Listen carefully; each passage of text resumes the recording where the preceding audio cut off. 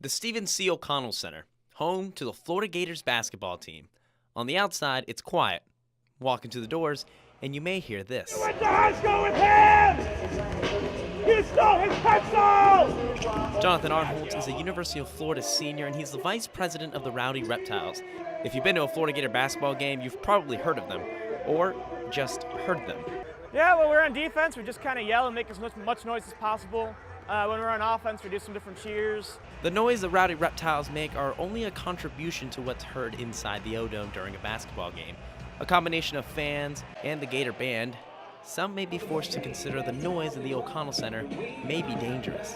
Board-certified audiologist Jagadish Swamy says, being a Gainesville resident, he's been to a few games himself, and he's very aware of the dangers. 85 dB for 8 hours. That is the permissible exposure level.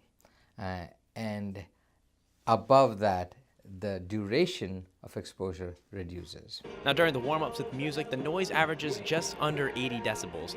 During the player intros, the levels peaked around 87 decibels. And when the Florida Gators hit a big play, you can expect fans to make noise as loud as this. Dr. Swamy says the reason why the dome can get so loud is because of the construction.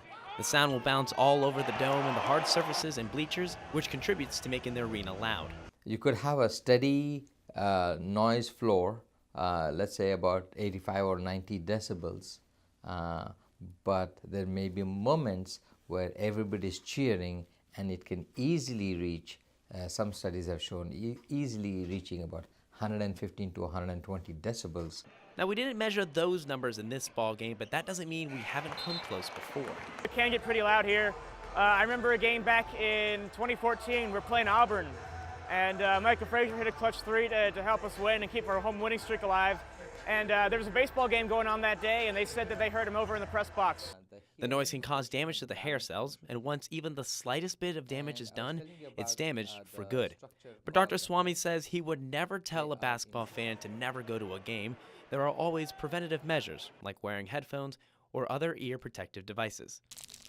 I wear them myself when I go to the game. I have in my car.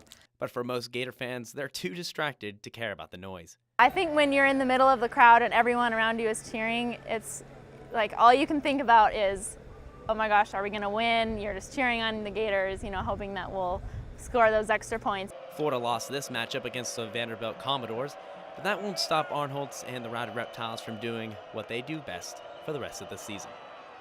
James Torrez, WUFT News.